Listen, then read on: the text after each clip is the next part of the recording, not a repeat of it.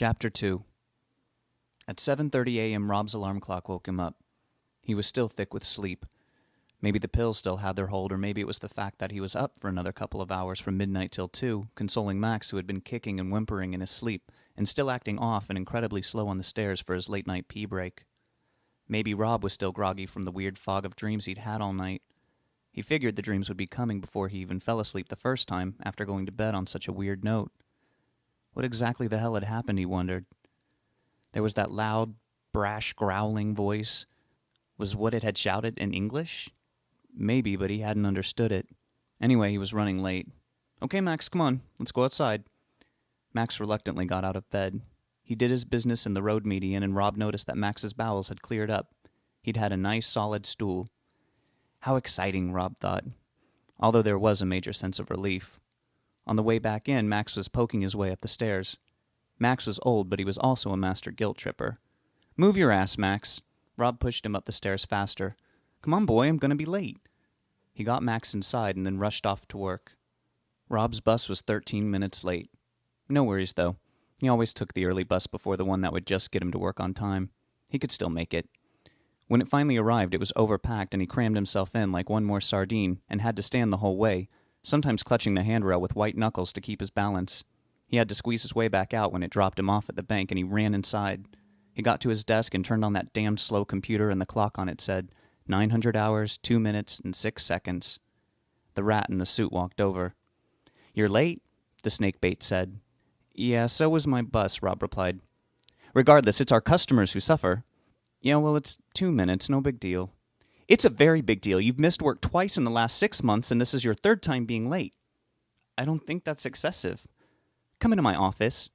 Here we go again, Rob thought. They assumed their usual positions. The ball licker took his place behind the desk, and Rob took his on the other side facing him, seated with his back to the window through which the other employees could watch with chattery interest or suddenly need to get something, and hey, look at that. They'd have to go right by the window to get it. "Look," Rob said, "I'm tired of this. Add up the 3 times I've been late this year, and it's still under 15 minutes. What's the problem?" "The problem is," the son of a bitch began, "that your attendance is one of many problems." Rob bit. Such as your sales? They've been down lately. We need new accounts." "Yeah, well, most of the people calling lately aren't too happy with the bank. In fact, most of them are telling me to go, well, you know." "I don't care. I could fire you right now, but I don't want to have to do that." "Yeah, right," Rob muttered. "I'm writing you up." "Again?" Rob shrugged. "If there is one more infraction in the next 90 days, then that's it." "I'm actually way below the guidelines in the handbook for a write-up." "Exactly. Guidelines. That means I can use my own discretion." "I can't promise that I won't be 2 minutes late between now and December, for God's sake." "Well, you better try." "I'm not going to work with a friggin' gun to the back of my head." The giant sitting anus left a long pause in the room and said, "Get to work." "Fine." Rob went to his desk and was berated by customers for an hour when his stomach cramped up. He was so stressed that he went to the Human Resources Department to see if a manager could make up the penalties all willy-nilly. HR confirmed that yes, that was so.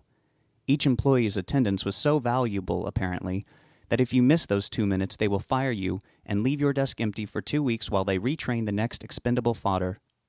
After that pointless 20-minute meeting, he went back to work, passing by one glaring manager. 2 hours later, he was called into the office again with his manager and the head of HR, and he was then fired for insubordination due to his foul language. He pointed out that he had said friggin' and not the other word, but that did not matter. The context was the same, they explained, as if talking to a 2-year-old. So despite months of berating, belittling, and threats, it turns out the fuckhead manager was the victim because he thought that an expletive had been used in his presence. Heavens. Rob packed his little radio and Fangoria magazine and other various knickknacks into the cardboard "I've just been fired" box and was escorted out of the building by the security guard. He then rode home on the bus, which was right on schedule and with plenty of available seating, holding the box in his lap and staring into space, thinking that if he could get another job within a month, then everything just might be okay. At least he could let Max out to pee before his kidneys burst. Rob knew something was wrong as he was putting the key in the lock. He opened the door to his apartment with one arm while cradling the box with the other.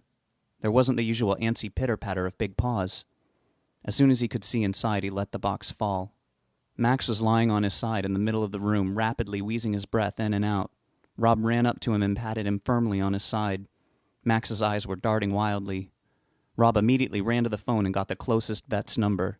He called and said he would be bringing his dog right in. He picked the phone right back up to call for a cab. He paused before dialing the number and thought of his one possible friend, Sue. Sue was a girl he had met at his last job as a telemarketer. It seemed like every job he'd had for the last 4 years had that same damned phone headset. He always swore he would have a permanent part in his hair from that thing. He met Sue in the break room playing Lethal Enforcers. It was one of those old-school arcade shooter games. Shooting people on your break made it much easier to go back to work. She always wore black to match her hair and didn't talk to many people, but when her quarter's worth of life ran out, she turned around and saw Rob sitting alone at a table, stirring his coffee absently. She walked right up to him and asked if she could sit. Rob gently kicked the chair out on the other side of the table and said, "Sure." That was the MTV generation's version of chivalry. They introduced themselves to each other and commented that they had seen each other around. She was only 1 year younger, and as soon as they had started really talking, they realized that they had everything in common. They both loved horror movies and the more gothic, alternative music like Bauhaus and Kate Bush. He noted how pretty Sue was, but couldn't read any looks from her. She just seemed to really like him as a person. They made sure to hang out once a week at least, and rent wonderfully awful movies, and sing along very loudly and badly to their favorite albums. 6 months later, the company had gone under, rumored because of shady dealings, and Rob went to work for the bank while Sue got a job waiting tables at a diner. They had different schedules. He had become a 9-to-5-er, and she had become even more of a creature of the night with her vampire hours. They still tried to hang once a month. It was mid-afternoon, and he knew she would probably be home at that hour. He hoped she was already awake. He didn't know if he could afford to take a cab in his current position. He quickly dialed her number. She picked up on the third ring, sounding raspy. "Hello?" she croaked. Just as he was about to respond, he choked up. "Hello?" She sounded a little clearer. Finally he said, "Sue? Rob, is that you? I think I need some help." That phrase alone was very painful for him. "What is it? What's wrong?" "It's Max. I think he might be dying." He started sobbing. Can I get a ride to the vet's? If not, it's okay. I can call." "Of course it's okay. I'll be there in 10 minutes. She hung up. So did Rob.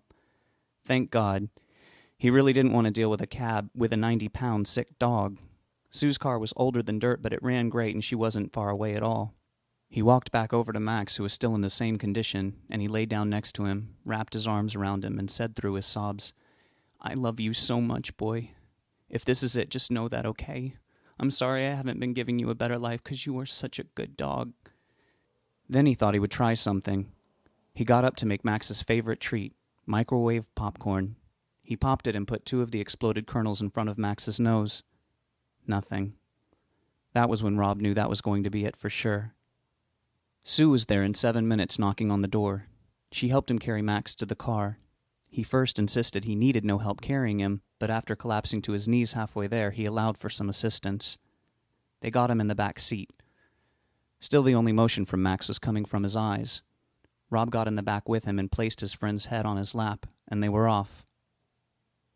Rob didn't know how long it took to get there, but it seemed like an eternity. Max was dripping drops of piss onto the back seat, and Rob used an old towel that Sue had on the floor to absorb it. He apologized profusely to her, and she said not to worry about it. She said the car couldn't get any grosser than it already was. They arrived. They struggled getting Max out of the back.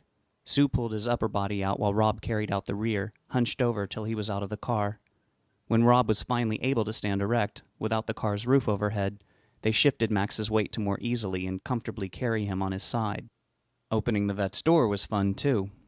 The desk clerk saw them and pressed a buzzer to unlock the door.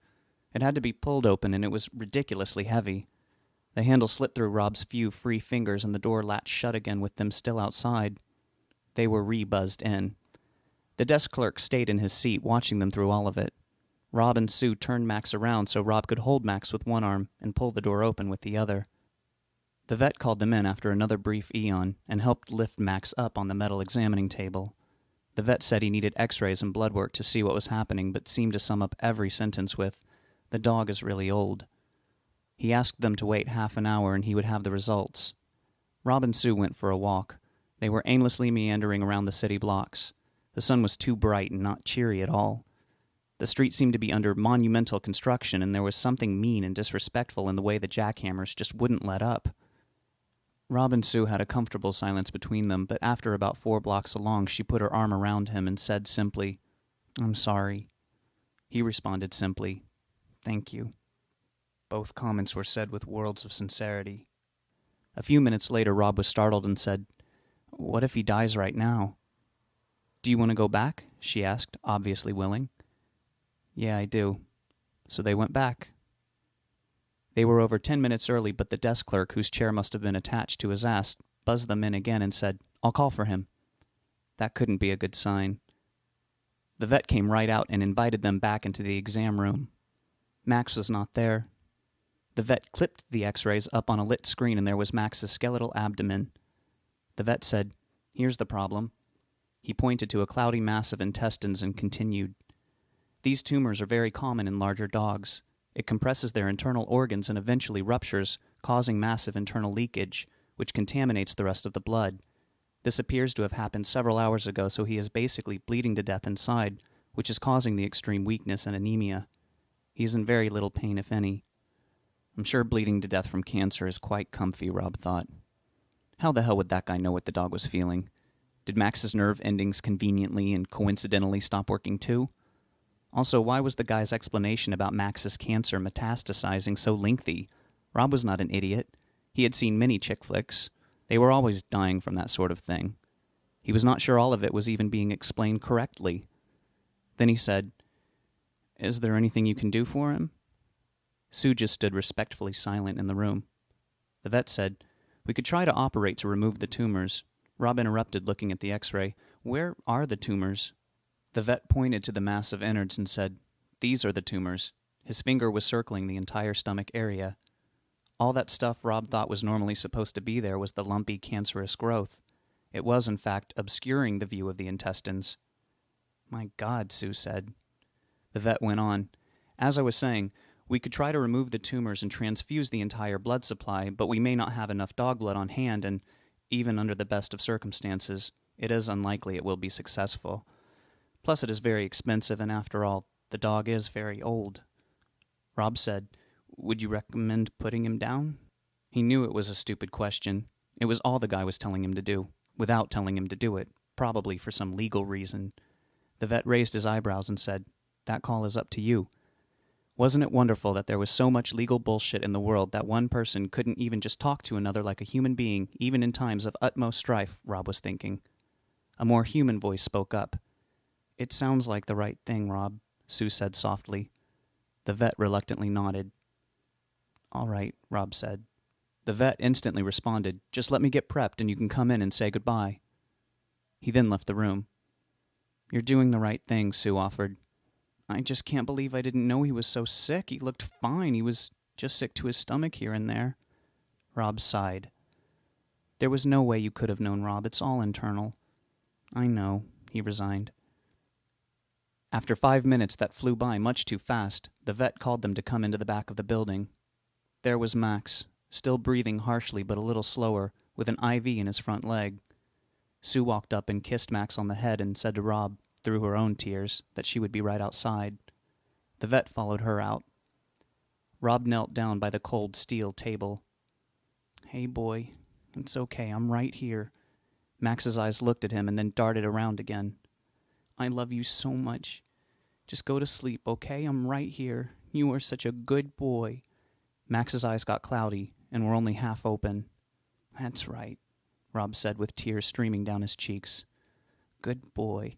You are so loved." When Max's chest did the final rise and fall, Rob wanted his voice to be heard.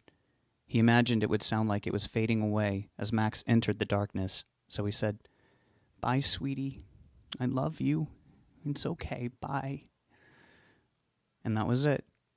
It took less than a minute. Rob tried to close Max's half-lidded milky eyes, but the lids kept slowly sliding back open. He stood up and walked out and signed some forms at the front desk and paid, all in a dazed state. He met up with Sue outside. "You okay?" she asked. "Yeah." "You want to go somewhere?" "Home." "You sure?" "Yeah." They were there in no time at all.